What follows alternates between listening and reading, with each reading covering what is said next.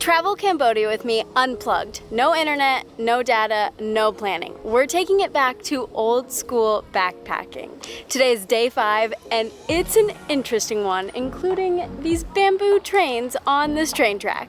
I left the hostel this morning, got on a bus. The bus was great. They gave me a little water and like a little cloth thing. We made one little stop, got some dumplings to eat, and then made it here. Everyone was like bombarding you with like trying to give you a ride. And I was like, I don't know where I'm staying at. And then there was this one hostel guy with like a sign that for the hostel that somebody had recommended me to. And I was like, yeah, but I don't have a booking. And he goes, it's okay, it's a free ride. I'll just take you there, see if you like it. And I was like, okay. Show up at the hostel and like they've got room and it's $4 a night for AC with curtain, and like accommodation is so cheap in Cambodia. It's low season, so there's always room. It's all working out. It's so hot though. And they've got all these tours, and now in like 5 minutes I'm leaving and going on a tour to go see all the things I want to see and do. The man behind the counter is so helpful, so knowledgeable. We've planned out my next like week of travel. They've got a Lonely Planet book. I've been reading up on the Lonely Planet book, which I realize is how people used to travel without the internet. And wow, Lonely Planet books are so helpful. I've learned so much, and like he's helped me, and like this is great. Loving it. Battambang, thank you.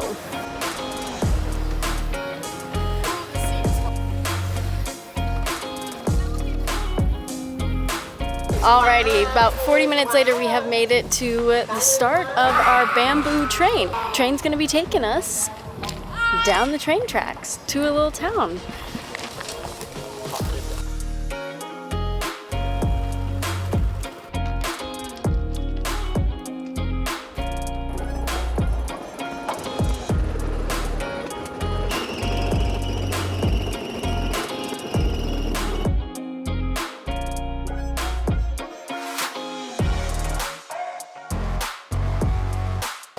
Oh. That was way faster than I thought it was gonna be. We got a 10-minute stop at these shops and then we head back.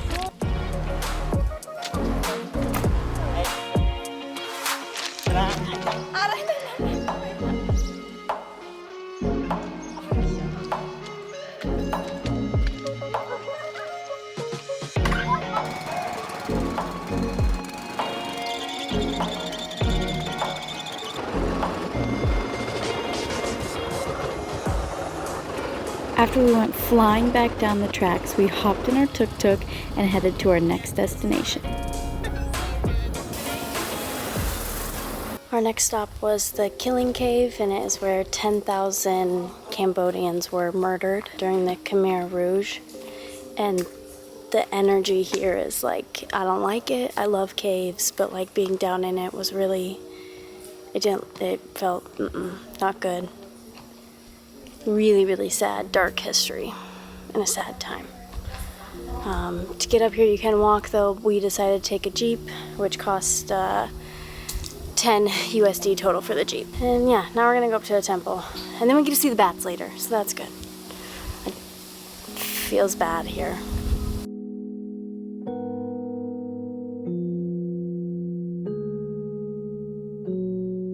Alright, just a little quick Jeep ride and we have made it to the very top. There's a temple up here. Lots of monkeys. So again, remember, monkeys are aggressive here. They will steal any plastic that you have, kind of kick at them with your foot or get a stick to push them away. Or just don't bring plastic up here.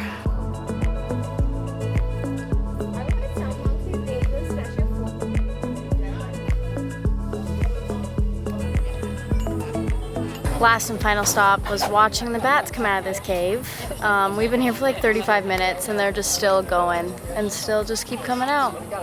So yeah. But you just sit here. They've got tables and chairs. You have to order like a drink or some food if you want to sit here. But pretty good way to like kind of sit and end the evening.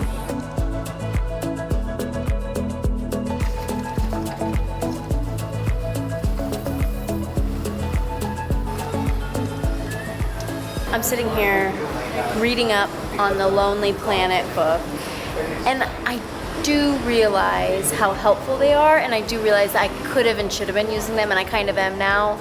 But part of me just didn't want to look anything up, because then I knew like I might have like preconceived notions or I might plan something out. And so it's been interesting and nice reading on the Lonely Planet book. And I also, when I say like taking it back to old school backpacking, I realized people had Lonely Planet books. I realized people like use word of mouth to discuss with people. So like it's not totally like old school backpacking, but I wanted to make it as difficult as possible. But I am loving this Lonely Planet book. It is so helpful. Like, who would have thought? Just like every traveler ever.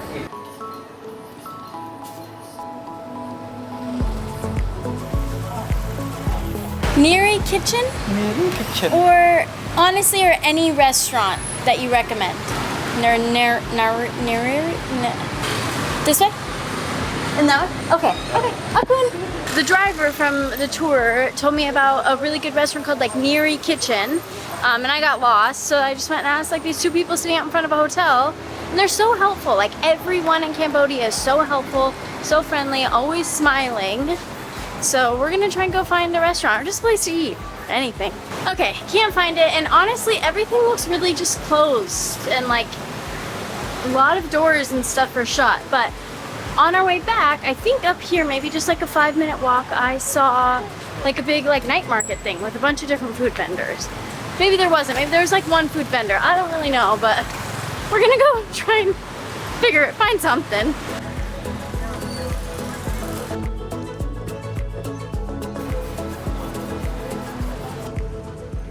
Of course, my camera battery died, so we're filming now on the phone, but I am trying some crab soup. Yeah, we'll see how this tastes. Oh my goodness. This is so good. Yeah, eggs, corn, like a creamy broth kind of. I think maybe shredded chicken, or maybe that's a crab, probably crab. Some eggs, some weird meat, some vegetables, and like crab legs. I love it. I'm here for it. I made it back to the hostel. The crab soup was like weirdly so good. Like really good. Found also a bunch of other like little local food stalls and restaurants. So gonna have to go try those out tomorrow, I think. I think we're gonna call it a night. Just once again, another successful day. Finding a hostel, like just getting recommended from somebody else, like no big deal. I don't know, I'm starting to think that like all my over planning is just not necessary, and this is easy peasy. But I'm sure something's bad's gonna happen, it's not gonna work out. But so far the map, it's all going good. And I am in a 5-person dorm, and I'm the only person in here, and I am the only one that will be in here all night. So like a private room for the cost of $5 USD with AC. You can't beat it. Accommodations in Cambodia are so cheap. It's all working out great. So yeah, so that was day 5. Tomorrow's day 6. We're almost halfway through. I mean, not really, but kind of. But